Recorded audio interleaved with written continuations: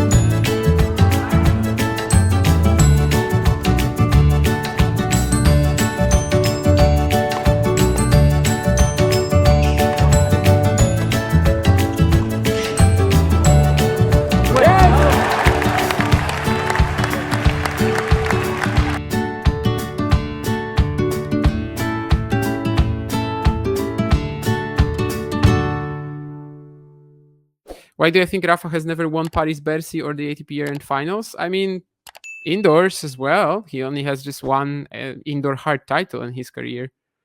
Against, if you check his records on hard courts against the top 10 also, because like ATP finals, you play only top 10 players, right? I think his top 10 record against, on hard courts is like what, like 40% or something like that. So it's tough to win the ATP finals like this. I mean, the reality is that, especially quicker indoor hard courts, it's not good conditions for Rafa's game. Only one indoor hard court title at the very beginning of his career. One indoor clay title as well, but of course that's a very different story. But yeah, I will actually check that top 10 record. But so against the top 10 on hard courts over his whole career, he actually went up to 50% at the end of it because he had a good 22, right? So in 22 he went 4-2, I guess. Yeah. But yeah, I mean 75 against the top 10 on hard courts in his entire career. So like if you think about it, if at the ATP finals you're going to be playing five potentially, I mean, yeah, definitely five opponents from the top 10, and you only win 50% of these matches, you're unlikely to win the ATP finals, right? It's just maths, really. And especially indoors, because if we separate, if we, yeah, 75 wins, 75 losses, exactly. And if we separated this into indoors and outdoors, I can't actually do it with this system. I'd have to do it manually. But if we separated this into indoors and outdoors, I think the win percentage would be even worse for Nadal in indoor conditions, right? It would definitely be much better outdoors, I think. So yeah, kind of just maths, if you may. But I mean, it's not like he didn't have runs at the ATP finals, sure. In terms of the ATP finals, I mean, he had what, a final in 2013, lost to Novak. 2013, that was a great year from Rafa, but then at the end of it, of course, he kind of slowed down. The last few events weren't quite as good. His win rate dropped a bit. 2010, he makes the final against Roger, takes the set. But then again, I think in the indoor record for Federer over Nadal was really, really strong, like 5-1 or something like that, other than the 2013 loss when he had the back injury. And I guess that's the only two times that Rafa made the finals, at the ATP finals. He also made some semis, losing to Federer again, and also losing to Medvedev in 2020. But of course, by 2020, that was, a bit of a different story. But yeah, I mean, that's just the reality. I think against top 10 players on hard courts, Rafa has a 50% record, and it's not easy. He still won a lot of hardcore titles, obviously. Outdoors, it was easier for him than indoors, but he's indoors, his topspin doesn't get any traction. It's a bit too fast. People can attack him. Maybe any, of course, is a stretch, but like, yeah, his topspin is just not quite as effective when the roof is on, and it just doesn't spring as much. It doesn't bounce as much. It's not as easy, for example, against guys like Federer, who of course he dominated on clay courts up until a certain point, dominated him even on outdoor hard courts. And indoors, he's just not going to get the same sort of damage into his backhand corner. And indoors, he's going to have issues with bigger servers as well, that generally on clay, for example, he won't. I think it's pretty, like, well, I can't say maybe natural, but I don't think Rafa was ever really that close to winning the ATP finals. And It's not like Miami, for example, right, where he had 5 finals and he was so close many times.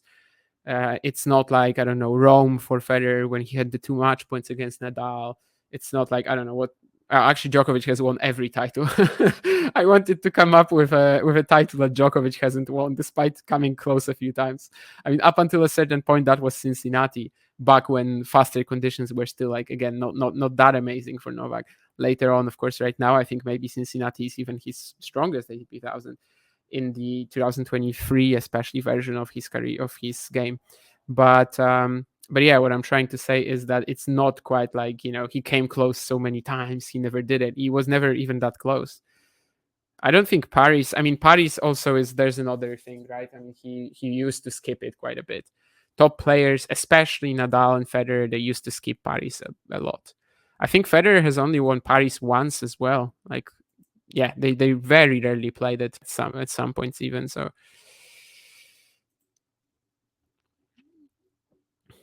that used to be a tournament that they kind of did not give as much attention to, given that it was right along the time the ATP finals were beginning. He was serving for the semi-final, would have played team in the final. Yeah, I mean, that actually might have been his best shot 2020, which would have been pretty funny. But that is also because the competition at that point was not as good, right? I mean, Novak went out, Roger wasn't around, so I think 2020 would have been like that. But yeah, I was just looking at his Paris records as well, and I mean, he made the final in 2007, but got trashed by Nalbandian. That's the year where, of course, David beat both Djokovic, all Djokovic, Nadal, and Federer in one event. Absolutely legendary run.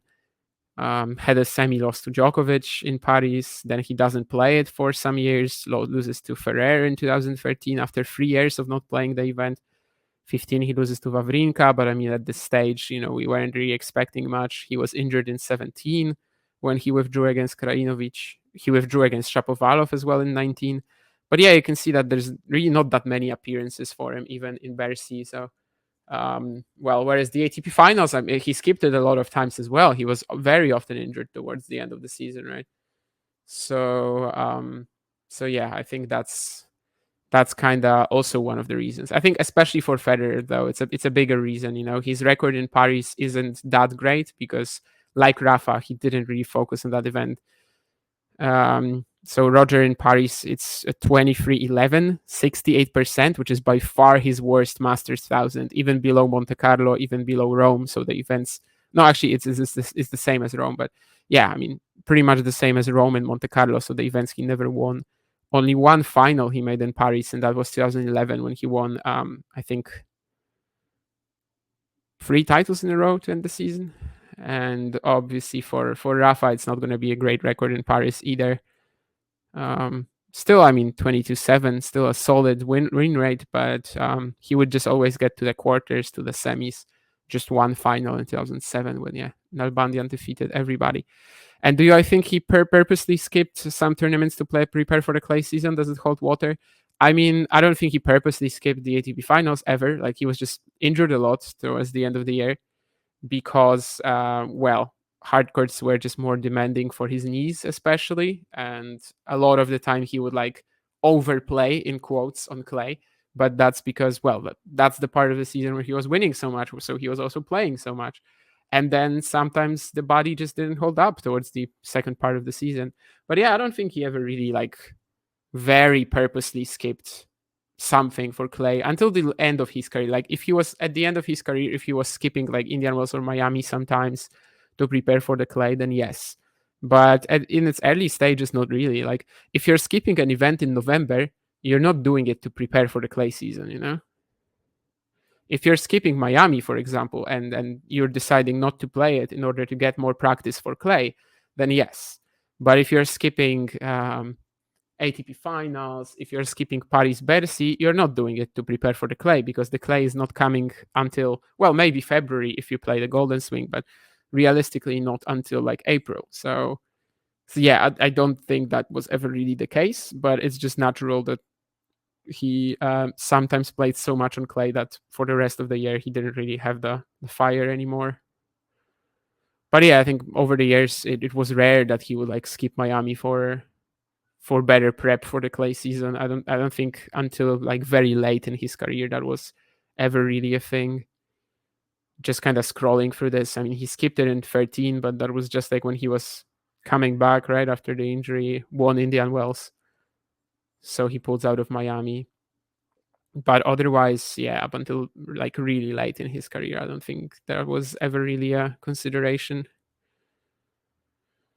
Yeah, I mean, otherwise, I don't really see it. Skipped like 2 months after the injury in 18, but again, that's injury. Also skipped Miami in 2019, right? So yeah, not until late in his career where he would maybe decide not to play Indian Wells or Miami and focus on the clay. But yeah, that was not until very late. Yeah, I mean, at this point, yeah, obviously, at this point, it's possible that he might just skip events in order to get maximum preparation for something he really wants, which is probably what he's doing right now as well. He is in the lineup for Davis Cup, which, well, looks like it should be his retirement, but we'll see. Full force in Roland Garros 2025. I mean, if he wants to retire and it's not Davis Cup, then he kind of needs to do the entire clay season next year, I think. I mean, could I guess go out in Madrid or Barcelona, but I don't know. Personally, I thought that maybe the Olympics would have been a good time, but we'll see. Of course, he was a bit unlucky with his draw at Roland Garros this year, but it's not like after that his level really like went up a notch or something like that. You could probably argue it was better at Roland Garros than at the Olympics or in Bostad, even though he made the final in Bostad.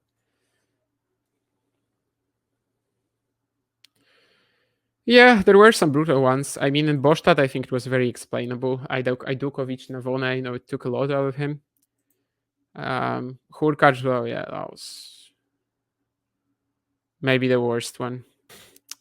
I mean, I want to see a Shevchenko JJ Wolf final at Roland Garros 2025, but it's not going to happen, and neither is gonna, neither Djokovic Nadal is going to happen at Roland Garros next year. I feel pretty confident saying that. Actually, maybe too confident saying that, but yeah, I just don't think it's a possibility. It's more or less the same likelihood for me that Shevchenko and Wolf play. I don't know. I want to say Shevchenko and somebody else, but for some reason JJ Wolf came in. No, maybe JJ Wolf is a stretch. Let's put in Shevchenko and some other like decentish clay quarter at least. Uh, Jesper de Jong, I want to see Alexander Shevchenko play Jesper de Jong in the Roland Garros final in 2025. Fortunately, this is not a wish list or anything like that.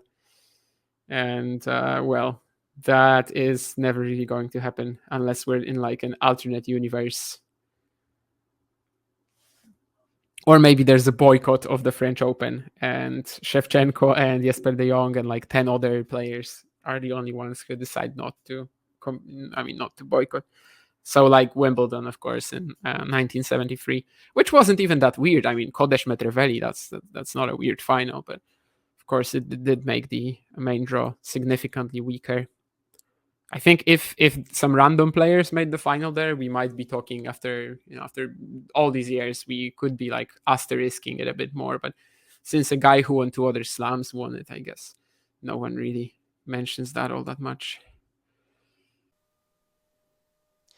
If you enjoyed this video, make sure you hit that like button. Don't forget to subscribe and click that notification bell so you don't miss out on all things tennis.